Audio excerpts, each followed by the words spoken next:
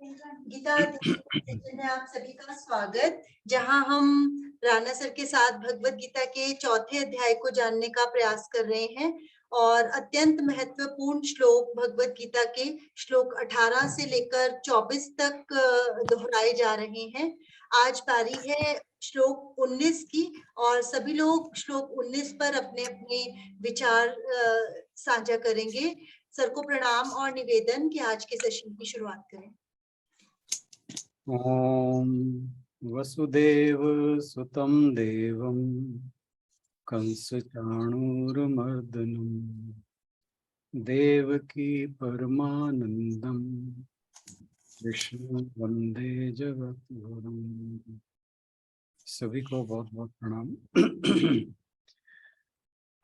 हम गीता जी के चौथे अध्याय पर चर्चा कर रहे हैं और श्लोक नंबर है 19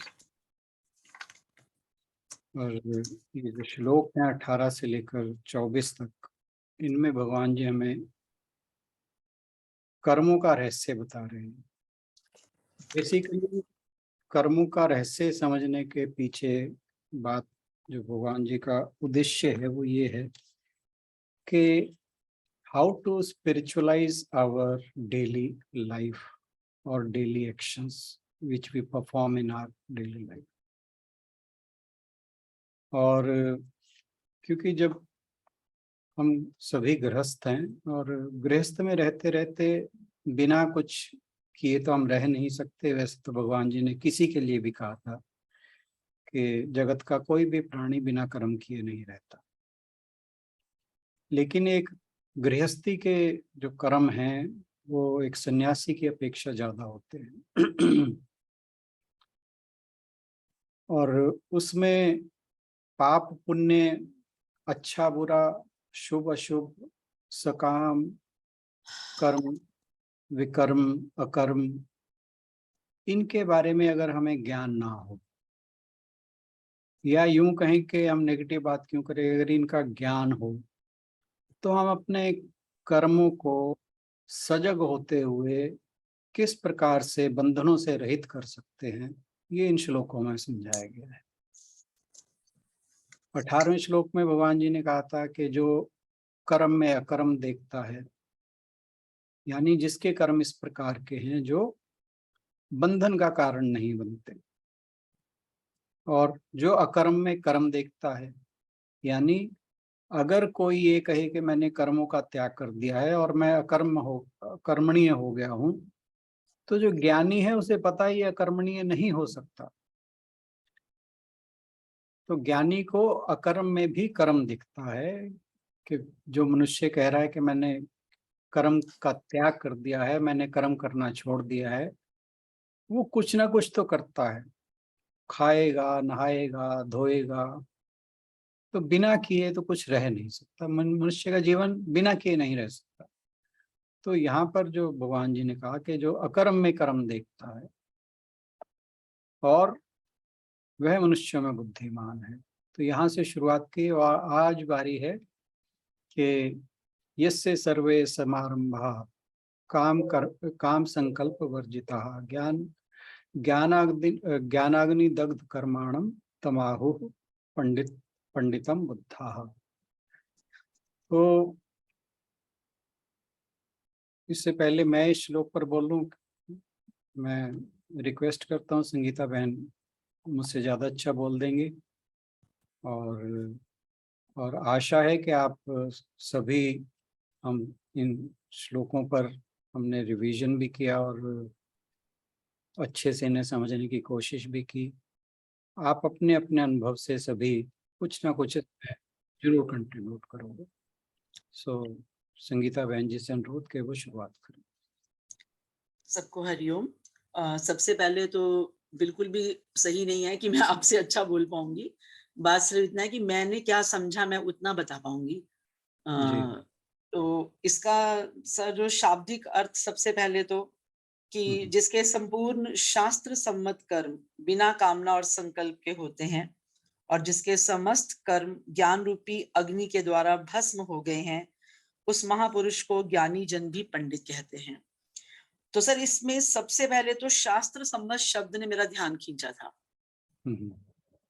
कि शास्त्र सम्मत जो शास्त्र ने कहे हैं, जो जिनको अप्रूव किया है वो कर्म, और क्यों, मतलब शास्त्रों द्वारा सम्मत कर्म जो है उसका क्या अर्थ रहा। तो मुझे मतलब मैंने जब इस पे थोड़ा सा सोचा तो मुझे सिर्फ ये लगा कि एक्चुअल में जो हमारे सारे कर्म हैं वो प्रकृति के गुणों द्वारा किए जाते हैं, ये आपने भी बहुत बारी बताया। और इसको मतलब लेकिन अहंकार के कारण हम अपने आप को कर्ता मान लेते हैं और इसलिए हम शायद बंधते चले जाते हैं। तो मनुष्य को परमात्मा ने कर्म करने की स्वतंत्रता दी है जो और प्राणियों में नहीं है, और इस स्वतंत्रता का दुरुपयोग ना हो शायद इसीलिए मार्ग पर चलाने के लिए विधि विधान निषेध क्या है, इसलिए शायद शास्त्रों की आवश्यकता रही है कि क्या करना चाहिए क्या नहीं करना चाहिए। तो मुझे लगा कि शायद शास्त्र सम्मत शब्द इसलिए आया है कि हमें शास्त्र ये बताते हैं कि क्या करना चाहिए और क्या नहीं। एक मिनट में पूछूं संगीता जी, ये श्लोक से पता चलता है कहाँ शास्त्र संबंधित कर्म लिखा है? ये मैंने जब पढ़ा ना इसका श्लोक में, हाँ श्लोक में तो कहीं नहीं समझ में आया ऐसे लिखा हुआ। नहीं, मैंने तो जो इसका जहां से भी आप सब कई ट्रांसलेशंस में है बहन जी, अंजू बहन जी, कई ट्रांसलेशन में है। अच्छा, पर इसमें समझ नहीं आया ना, मतलब इसके किसी शब्द पे शास्त्र नहीं लिखा हुआ ना। मैंने भी ये सोचा था, पर मुझे सिर्फ फिर ये लगा कि जो गलत कर्म है वो तो शास्त्र कभी मतलब गलत और सही का तो अंतर हमें बताएंगे ना, हमें कैसे पता चलेगा। तो जो सही कर्म भी हैं वो भी हम बिना कामना के बिना संकल्प के करें, इसकी बात अब इस श्लोक में हो रही है।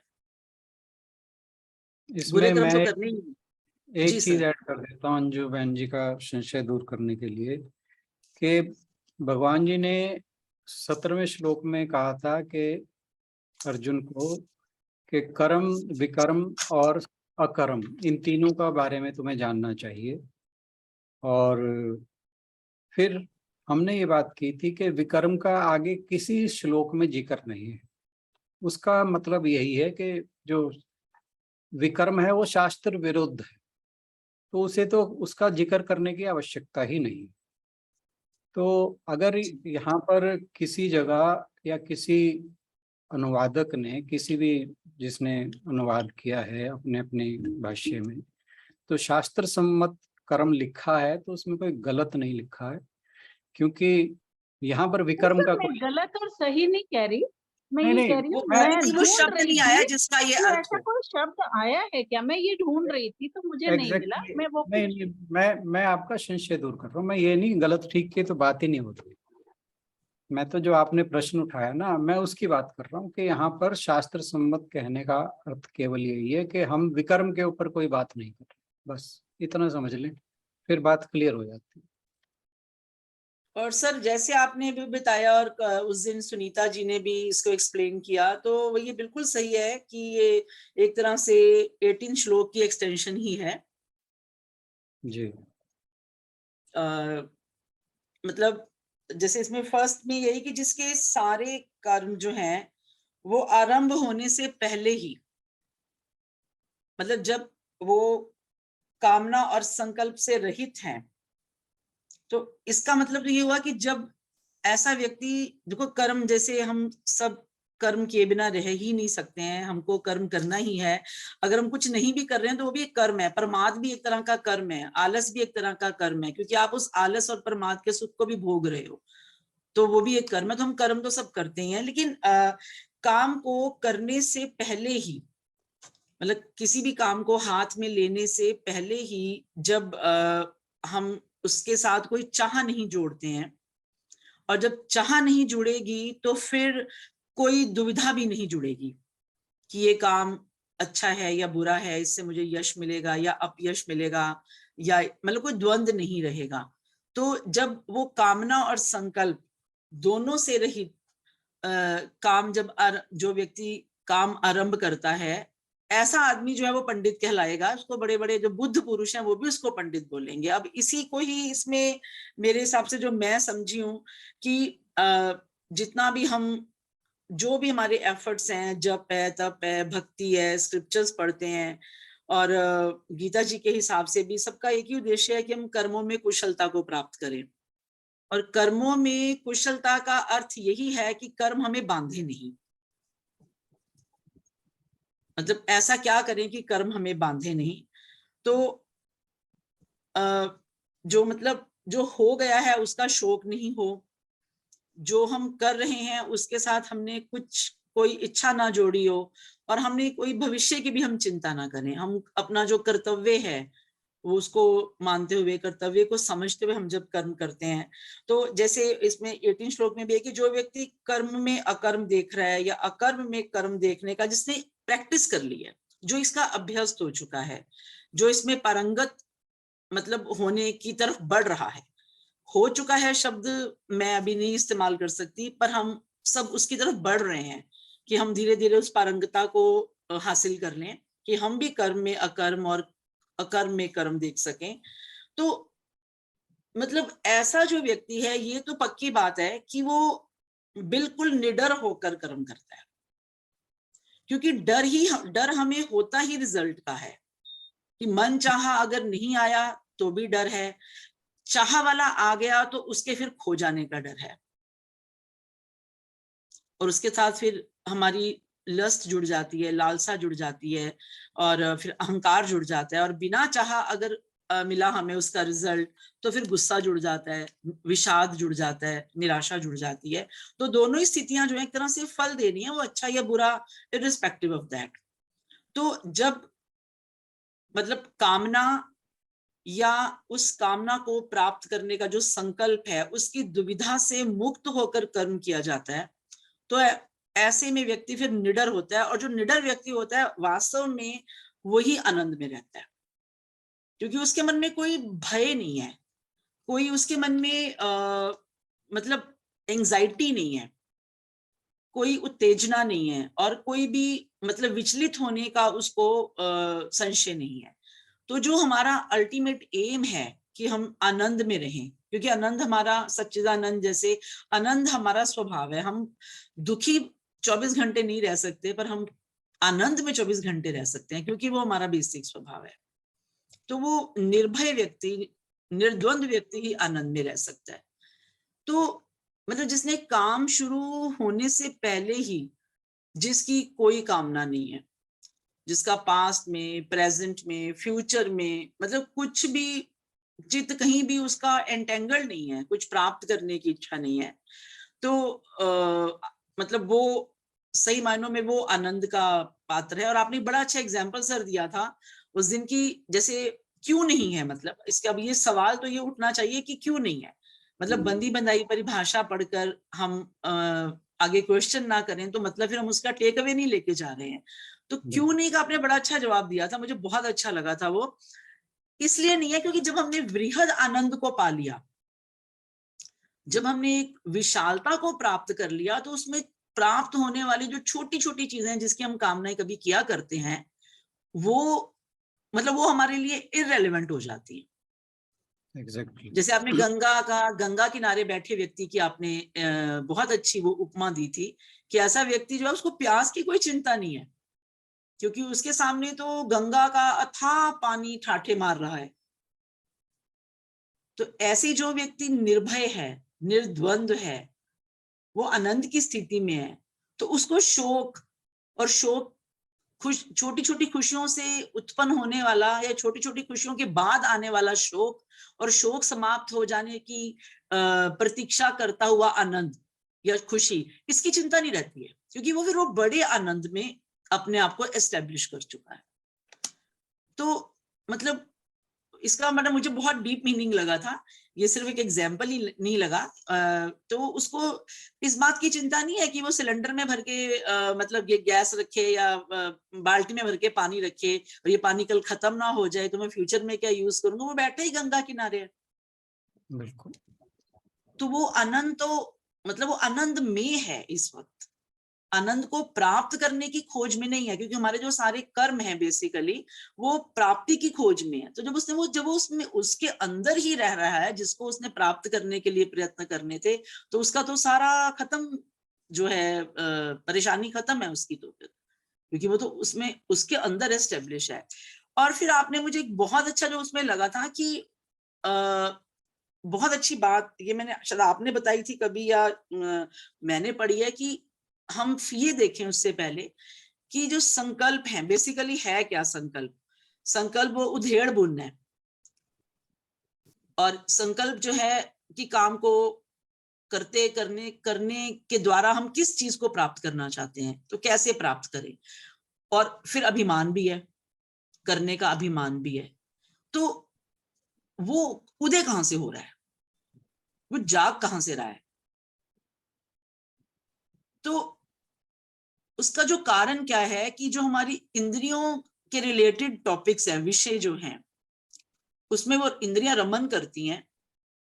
तो अगर हम मतलब उनको वहीं पर ही कंट्रोल कर लेते हैं, इंद्रियों के लेवल पर ही कंट्रोल कर लेते हैं अपने मन को, तो संकल्प शायद उदय ना हो। आई होप मैं ये मतलब मैं तो समझ पा रही हूँ। आई डोंट नो, मैं मतलब जो गोइंग राइट कि मतलब हमारी जो शुरुआत है वहीं से होती है ना, कि इंद्रियों ने कोई चीज देखी या कुछ किया या कहीं जाने की इच्छा हुई, तो अगर हम उसी लेवल पे ही उसको कंट्रोल कर लेते हैं, थोड़ा वश में करने का अभ्यास कर लेते हैं, तो फिर शायद कामना भी उत्पन्न नहीं होगी, और कामना को पूरा करने के लिए फिर वो संकल्प विकल्प में से भी नहीं हम उलझेंगे। तो नहीं तो मन में फिर विकार भी पैदा होते हैं। पहले तो विकार पैदा होंगे इंद्रियों के द्वारा, फिर उनको प्राप्त करने का द्वंद्व पैदा होगा। तो वो जो अपने मन को कामना रहित करना है और संकल्प रहित करना है, वो हमें उसका मतलब ग्रास रूट लेवल से ही हमें उसको काम करना पड़ेगा उसके ऊपर। ऐसा मुझे लगा है कि मतलब अगर हम इंद्रियों को अपनी इच्छाओं को जो हम हासिल कामना बेसिकली है क्या, जो हमारे पास नहीं है उसको पाने की इच्छा, और कामना रहित क्या है, जो है उसी में संतुष्ट है। कामना रहित का मतलब ये बिल्कुल भी नहीं लगाना चाहिए कि जो कुछ है उसको भी त्याग दें, नहीं, हम उसमें ठीक है, खुश हैं, संतुष्ट हैं, पर कुछ और पाने की इच्छा, यही कामना है। तो अगर हम इनको पाने की, किसी भी चीज को पाने की इच्छा को हम अगर सेंसेस के लेवल पे ही रोक लेंगे, तो आसान हो जाएगा हमारे लिए इस स्थिति में आना, कामना रहित होने की स्थिति में आना और संकल्प रहित होने की स्थिति में आना। ऐसा मुझे लगता है। बिल्कुल सही। और फिर आपने ये बहुत अच्छी बात कही थी कि मतलब ये प्रश्न जाग सकता है मन में कि अगर हम मतलब संतुष्ट हैं, प्रसन्न हैं अपनी स्थिति से, तो फिर काम करने की प्रेरणा ही नहीं मिलेगी। फिर तो सारा संसार जो है वो मतलब सब एक ही ढर्रे पे होंगे, एक ही लेवल पे होंगे, और कुछ भी जो इतनी प्रोग्रेस दिखती है हमें, वो हमें नहीं दिखेगी। मतलब ऐसा प्रश्न हम जैसे साधारण लोगों के मन में आ सकता है। हमें लगता है कि हमारी अपूर्णता, हमारी असंतुष्टि ही शायद हमारी प्रोग्रेस को एक पुश देती है, एक किक देती है। पर फिर अगर हम क्वेश्चन सबसे ज्यादा आता है, जितने भी नॉर्मल लोग हैं सबसे पहले यही, एम्बिशियस नहीं होंगे तो फिर तो हम कुछ करेंगे ही नहीं। जी, पर यहाँ जो बात कही गई है पहले ही, कामना और संकल्प रहित होना, तो करने का जब भाव आ गया, डूअरशिप आ गई, तो मतलब फिर असंतोष भी आ गया। क्योंकि असंतोष इसलिए आ गया क्योंकि उसका फल जुड़ा, हमारी चाह जुड़ गई और चाह के साथ फल जुड़ गया। तो आपने ये बहुत अच्छा, मुझे बहुत बढ़िया लगा था कि संसार एक यज्ञ है, सृष्टि का चक्र चल रहा है, और उसमें अगर हम ये सोचते हैं कि हम एक इंस्ट्रूमेंट की तरह हैं और हम भगवान के इंस्ट्रूमेंट, और हम इस सृष्टि चक्र में अपना योगदान दे रहे हैं, अपना सहयोग। सर मैं इस पे बाद में आऊंगी, मैंने कहीं ये स्वामी जी से मेरी बड़ी डिस्कशन हुई थी सेवा और हेल्प के टॉपिक को लेके, वो मैं इससे बाद में जोड़ना चाहूंगी अगर मुझे समय दिया और मैंने मतलब और किसी के पास अगर लगा कि वो दे सकते हो मुझे समय। मेरा शब्दों का चयन कई बार गड़बड़ हो जाता है। नहीं सर, आपने तो इसमें ऐसा कुछ बोला ही नहीं है, मतलब मैं तो इसमें सहयोग की बात नहीं, आपने ऐसा कुछ नहीं बोला, तो मैं जोड़ना चाहूंगी। तो आप मतलब ये मुझे अच्छा लगा था कि क्योंकि मेरी लैंग्वेज बहुत अच्छी नहीं है ना। नहीं प्लीज सर, आप मुझे शर्मिंदा करते, मैं चुप हो जाती हूँ फिर। नहीं, देखिए जो फैक्ट है वो फैक्ट है। मैं तो ट्राई करता आपने हूँ बात, कि शब्द अच्छे हो, बट आप जैसे अच्छे नहीं होते मेरे शब्द। नहीं, ऐसा नहीं है कुछ भी सर। देखो, मैं इसको उससे जोड़ूंगी, जब ये सृष्टि चक्र को आपने जब एग्जाम्पल दिया कि जैसे दर्पण है, मतलब दर्पण में हम अपने आप को देखते हैं, हमें अपना आप स्वच्छ तभी दिखाई देगा जब दर्पण पे धूल नहीं होगी। तो अगर हम अपनी आत्मा को एक दर्पण माने तो उस पे हमारी जो कामनाएं हैं, जो द्वंद्व हैं, जो हमारे संकल्प विकल्प हैं, उसकी धूल जमती है। तो हम जैसे हैं वैसा अपने आप को नहीं देख पाते हैं और हम अपने आप को सीमित भी समझते हैं, लेकिन हम असीमित हैं क्योंकि हम उसके अंश हैं। तो पिता के गुण पुत्र में आएंगे, तो जो पिता अगर असीमित है तो उसके बच्चे भी असीमित हैं। वो अलग बात है, शेर का बच्चा भेड़ों में आ गया और उसने अपने आप को भेड़ समझना शुरू कर दिया। बिल्कुल सही।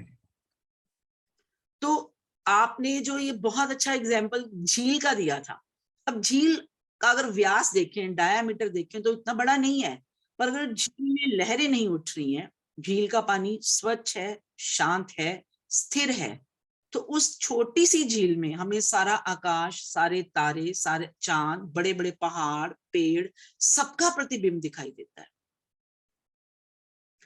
तो सबका मतलब छोटे में सब दिख गया, यथा पिंडे तथा ब्रह्मांडे, अपने शरीर के अंदर ही, हमारे अंदर ही पूरा ब्रह्मांड है।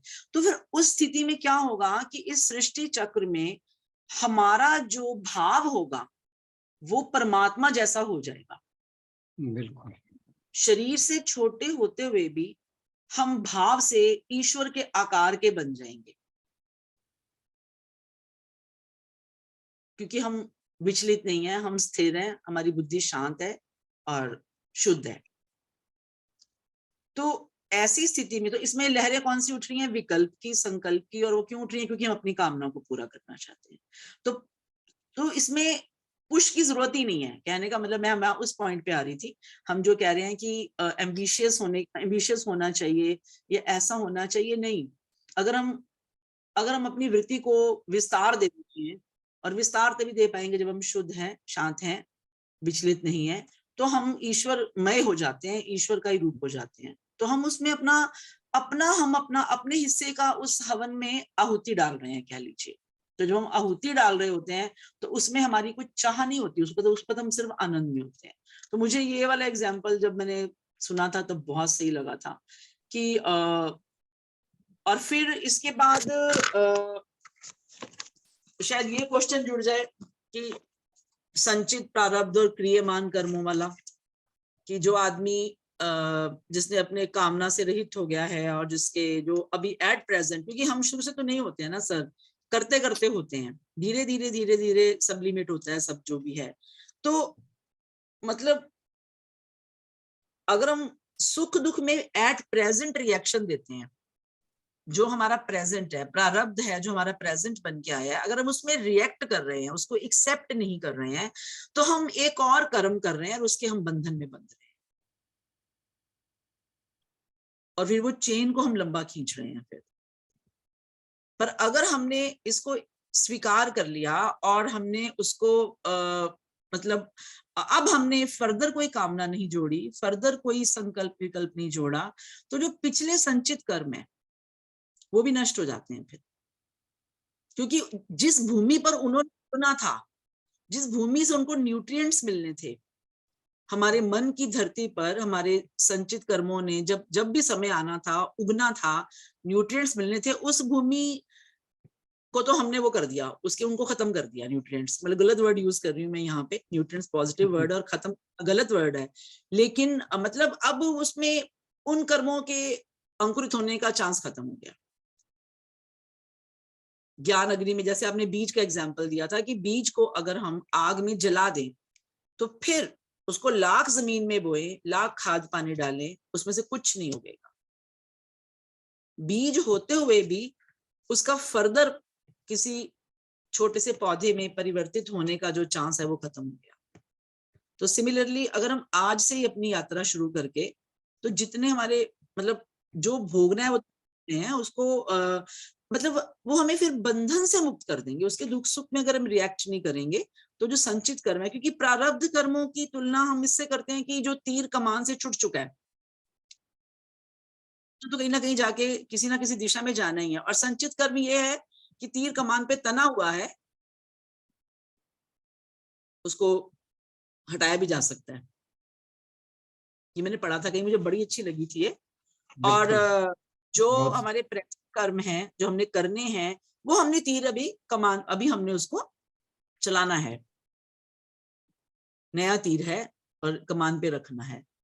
तो तीर जो है संचित कर्म, जो मैंने बात कही है कि हो सकता है कई लोग ये सवाल पूछे कि जो कर्म हो ही गए हैं तो हम कहते हैं उसका फल मिलना ही मिलना है, तो फिर ये बात तो उसके कंट्रास्ट में चली जाती है ना कि संचित कर्म भी नष्ट हो जाएंगे। तो वो तीर वो जो है जो कमान पे चढ़ा तो हुआ है पर उसको हम उतार सकते हैं। प्रारब्ध जो है जो चल चुका है, तीर अब निकल चुका है कमान से, वो तो कहीं ना कहीं लगेगा जाके। तो हमारी प्रेजेंट परिस्थिति है वो प्रारब्ध है, वो तीर है जो चल चुका है, और संचित कर्म वो है जो तीर कमान पे है। तो हमारी ये जो सोच है, हमारा जो ये आध्यात्मिक विकास है, वो हमें मतलब जो शक्ति दे सकता है कि हम उस तीर को कमान से हटा दें, निकाल दें, वो फिर कहीं नहीं जाएगा, वो नष्ट है। और जो फिर ज्ञान की बात आई थी सर कि ज्ञाना अग्नि दग्ध कर्मानम तमाहु पंडितम बुधा, कि ज्ञान की अग्नि में दग्ध हुए कर्म। तो ज्ञान जो है वो मतलब क्या है इस बात का, जो मैंने समझा ये कि जो ज्ञान जब हमारे अंदर आता है, जब रोशनी आती है तो द्वंद्वों को वो खत्म कर देता है। एग्जैक्टली। जो ये पाप पुण्य, यश अपयश, मान अपमान में हम उलझते हैं, ये सारे द्वंद्व खत्म हो जाते हैं।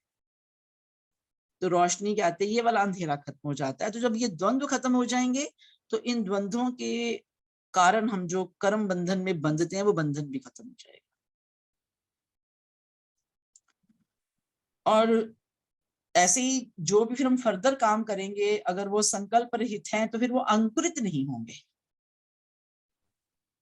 वो कर्म जो है वो अंकुरित नहीं होंगे। हम करेंगे तो सही। आपने बड़ी अच्छी बात बोली थी कि जब कर्म आरंभ की बात होती है तो सब एक जैसे दिखाई देते हैं, ज्ञानी और अज्ञानी दोनों। काम तो दोनों ही आरंभ कर रहे हैं, दोनों ही करने जा रहे हैं, पर दोनों का अंतर क्या है? दोनों ही काम करने को तैयार हैं। तो दोनों का अंतर आपने ये बताया था, तो बहुत सही है कि ज्ञानी की जो सक्रियता है, जो उसका एक्शन में आना है, वो बहुत विशाल है, वो सीमित नहीं है, उसकी बुद्धि छोटी नहीं है, वो असंतोष से भरा हुआ नहीं है,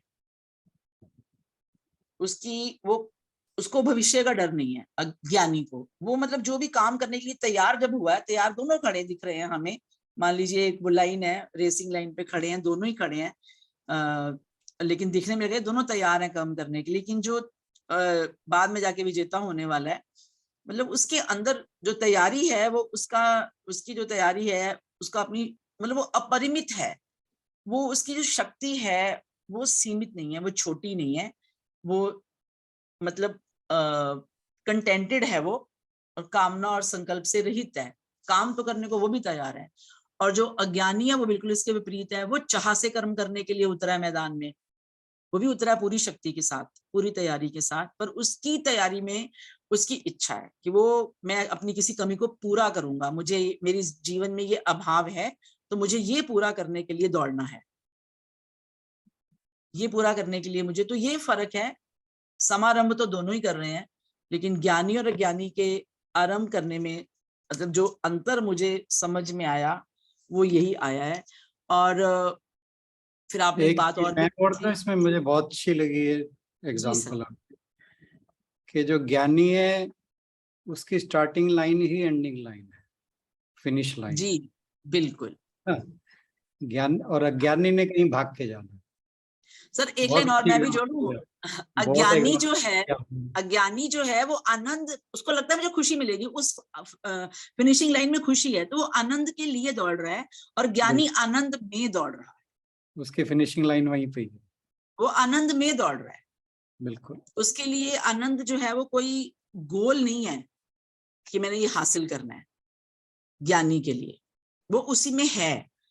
और फिर ज्ञान बाहर से तो आना नहीं है, हमारे अंदर है। जैसे चकमक में आग होती है और रगड़ो तो उसके अंदर से प्रकट हो जाती है, बाहर से कहीं जलाना नहीं पड़ता। चकमक का जो पत्थर होता है, मैंने सर देखा था ये आश्रम में, अरनी उसको अरनी आवाहन कहा था, वो मैंने देखा था अपनी आंखों से। महाराज जी ने वो पूरा यज्ञ भवन की स्थापना की थी, तो अग्नि को प्रकट किया था, काफी दम लगा था उसको मतलब मथने में, रस्सी से पूरा उसको घुमाया था। तो पूरा घिसते हैं, मैंने भी देखा हुआ है। मैंने मतलब साक्षात नहीं देखा हुआ, मैंने वीडियो देखा हुआ।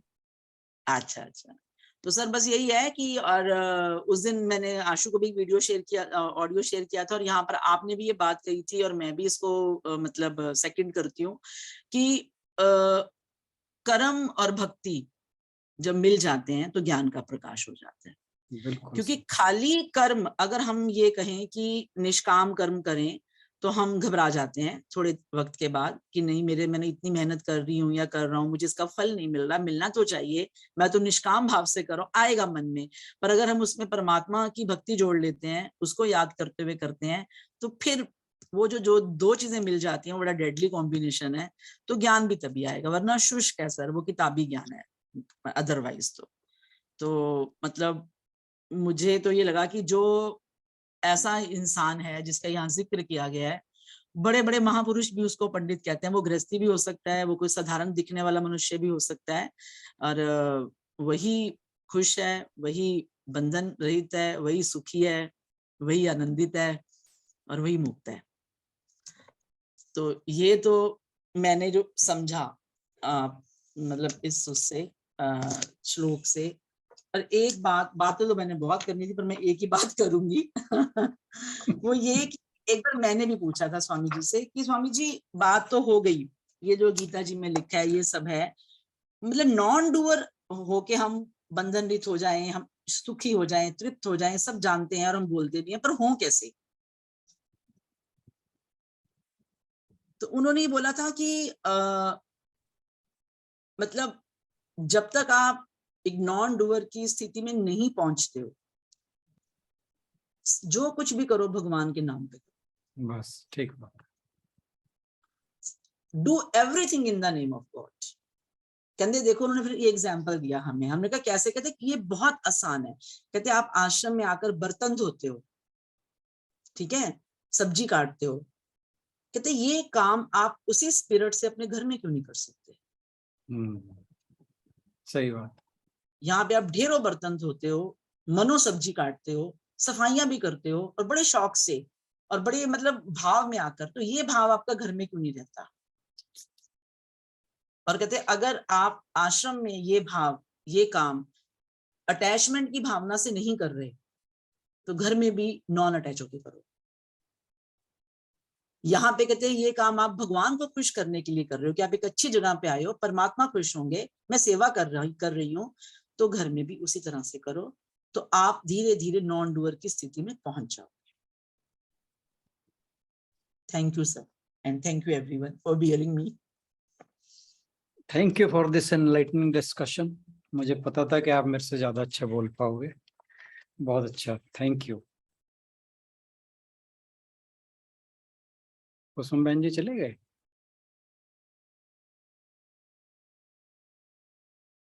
चलिए, वैसे तो कोई और कोई बोलना चाहे।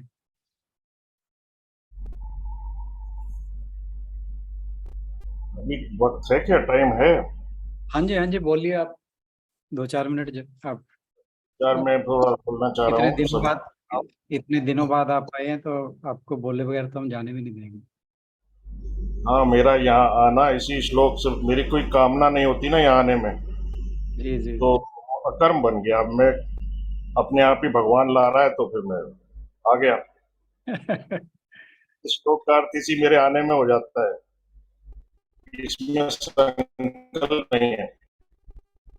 संकल्प जैसे एक ढलान पे चलने, एक माइंडसेट दृष्टिकोण। सबसे पहले श्लोक में जैसे लिखा है, यस्य सर्वे समारंभा काम संकल्प वर्जिता। तो जो विषयों का बार बार चिंतन होने से, उनकी बार बार याद आने से कि ये अच्छा है, ये बुरा है। एक पहले श्लोक में भी आपने अध्याय में मुझे नादत्ते सुकृतम विभु ज्ञानेन वृत्तम ज्ञानम तेन मुह्यन्ति जन्तवः। मतलब सबसे बड़ी चीज ज्ञान है। ज्ञान अगर है तो हम ये बहुत ज्यादा कि ये अच्छा है, ये बुरा है, इसी में फंस के रह जाते हैं और कर्म बंधन में फंस जाते हैं। वो जो अकर्म पिछले श्लोक में लिखा था, कर्म को अकर्म बनाना है तो उसमें कामना का त्याग करना है। अब प्रश्न ये उठता है कि कामना अगर नहीं होगी तो हमारे अंदर मोटिवेशन कहाँ से आएगा? तो मोटिवेशन है, हम उस चैतन्य स्वरूप स्थिति में रहना चाहते हैं जिसमें कि हमें सर्वदा आनंद की अनुभूति हो, हर तरह के बंधन से मुक्ति का एक अनुभूति हो, तो उसी में तो हम रहना चाहेंगे और वही हमारी परम स्थिति है। तो इसलिए हमको अकर्म पे जोड़ दिया गया है गीता में, और अकर्म ही कर्मयोग है। कर्मयोग से सिद्ध हुए महापुरुष में संकल्प और कामना दोनों ही नहीं रहते, और मतलब ये कि उसमें ना तो कामनाओं के कारण संकल्प रहता है, ना संकल्पों का कार्य कामना ही रहती है। अतः उसके द्वारा जो भी कर्म होता है वे सब संकल्प और कामना से रहित होते हैं। जैसे कि मैं एक एग्जांपल, जैसे मोटर गैरेज में खड़ी रहने पर ना तो इंजन चलता है और ना पहिए चलते हैं। नंबर 2, मोटर चालू करने पर इंजन तो चलने लगता है पर पहिए नहीं चलते। नंबर 3, मोटर को वहां से रवाना करने पर इंजन भी चलता है और पहिए भी चलते हैं। और नंबर 4 है, निरापद ढलवा मार्ग आने पर इंजन को बंद कर देते हैं और पहिए चलते रहते हैं। तो इसी प्रकार मनुष्य की भी 4 अवस्थाएं हैं, न कामना होती है और न कर्म होता है। पहली स्थिति, ना तो कामना होती है न कर्म होता है। इसको हम माइंडसेट, अपना दृष्टिकोण भी कह सकते हैं। नंबर 2, कामना तो होती है लेकिन कर्म नहीं होता। नंबर 3 है, कामना भी होती है और कर्म भी होता है। और नंबर 4 है, कामना नहीं होती और कर्म होता है। ये जो नंबर 4 है यही अकर्म की स्थिति है। यानी कि मोटर की सबसे उत्तम चौथी अवस्था है कि इंजन न चले और पहिए चलते रहें, अर्थात तेल भी खर्च ना हो और रास्ता भी तय हो जाए। इसी तरह से मनुष्य की सबसे उत्तम अवस्था ये है कि कामना ना हो और कर्म होते रहें, अपने कर्तव्य कर्मों को हम करते रहें। जैसे एक ढलान पे किसी गाड़ी को डाल देते हैं, उसमें कोई बंधन नहीं है, एक आनंद की स्थिति है। ऐसी अवस्था वाले मनुष्य को ज्ञानी जन भी पंडित कहते हैं। समारंभा, ये इस पद का ये भाव है कि कर्म योग से सिद्ध महापुरुष के द्वारा हरेक कर्म सुचारू रूप से और तत्परता पूर्वक होता है। और दूसरा एक भाव है कि उसके कर्म शास्त्र सम्मत होते हैं, यानी वो कर्तव्य वाली बात जहां पे आती है, उसके द्वारा करने योग्य कर्म ही होते हैं। जिससे किसी का अहित होता हो वह कर्म उससे कभी नहीं होता। संकल्प और विकल्प चलते हैं ना, तो विकल्प में यही आ जाता है, अगर अहित है, संकल्प का उल्टा है विकल्प। सर्वे पद का यह भाव है कि उसके द्वारा होने वाले सबके सब कर संकल्प, कर्म, संकल्प और कामना से रहित होते हैं। कोई भी कर्म संकल्प सहित नहीं होता। प्रातः उठने से लेकर, भाई वो एक उठना है हमको सुबह, बस कर्तव्य है, प्रातः उठने से लेकर रात में सोने तक जो भी स्वाभाविक कर्म, शौच, स्नान, खाना पीना, पूजा, जप, चिंतन, ध्यान, समाधि, शरीर निर्वाह संबंधी जो भी कर्म है वो संकल्प और कामना से रहित ही तो होते हैं। ज्ञानाग्नि दग्ध कर्माणम, कर्मों का संबंध जो भी है, जो संसार के, जो हमारे जो संसार का स्वरूप है उसके साथ नहीं, क्योंकि कर्मों का आरंभ और अंत होता है पर स्वरूप सदा ज्यों का त्यों रहता है। इसी तत्व को ठीक ठीक जानना ही ज्ञान है। इसी ज्ञान के बारे में भगवान कृष्ण ने बार बार कहा है, इस ज्ञान रूपी अग्नि से संपूर्ण कर्म भस्म हो जाते हैं, यानी कि वो कर्मों के बंधन नहीं रहते, अर्थात कर्मों में फल देने की, यानी कि बांधने की शक्ति, हमारा अटैचमेंट जो हो जाता है वो नहीं रहती। वास्तव में शरीर और क्रिया दोनों संसार से अभिन्न है, पर स्वयं सर्वथा भिन्न होता हुआ भी भूल से इनके साथ अपना संबंध मान लेता है। जब महापुरुष का अपना कहलाने वाले शरीर के साथ भी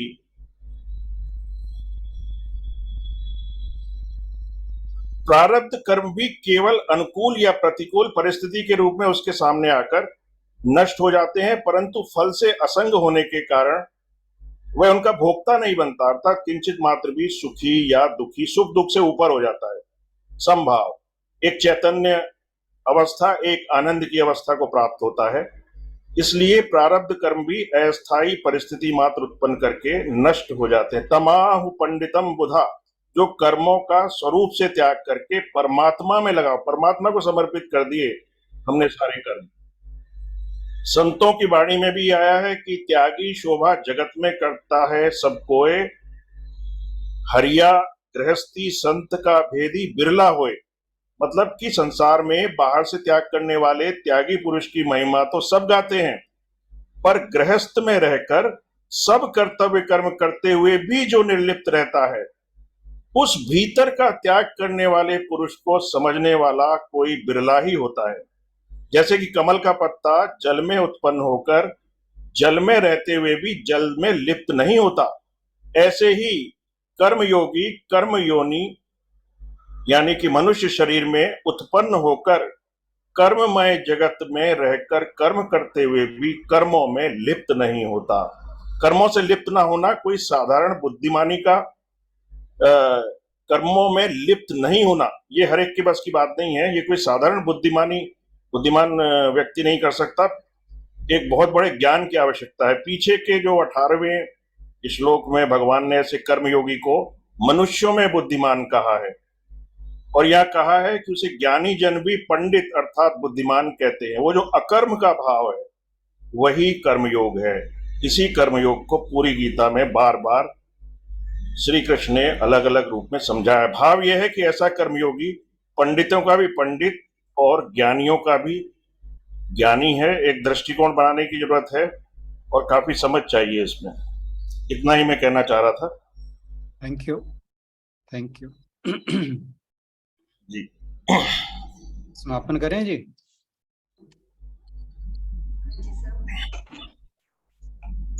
संगीता जी कुछ कहना चाह रहे थे शायद। संगीता जी कुछ कहना चाह रही थी शायद। नहीं, गलती से ओपन हो गया था, कुछ नहीं, मैंने बहुत कह दिया।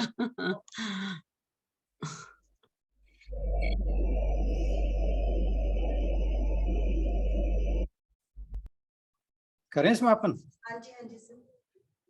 ओम पूर्णमदः पूर्णमिदं पूर्णात् पूर्णमुदच्यते पूर्णस्य पूर्णमादाय पूर्णमेवावशिष्यते। ओम शांति शांति शांति। सभी को बहुत बहुत प्रणाम और इतनी बढ़िया चर्चा के लिए बहुत बहुत धन्यवाद। कल फिर मिलते हैं। Thank you so much. जी प्रणाम। संगीता जी और नीरज जी दोनों का अत्यंत धन्यवाद सबकी ओर से। बहुत अच्छे से आपने हमें इन श्लोकों को डिस्क्राइब किया। सबकी ओर से राणा सर का बहुत बहुत धन्यवाद। कल मिलते हैं श्लोक नंबर 20 की चर्चा के साथ। Thank you everyone. Thank you.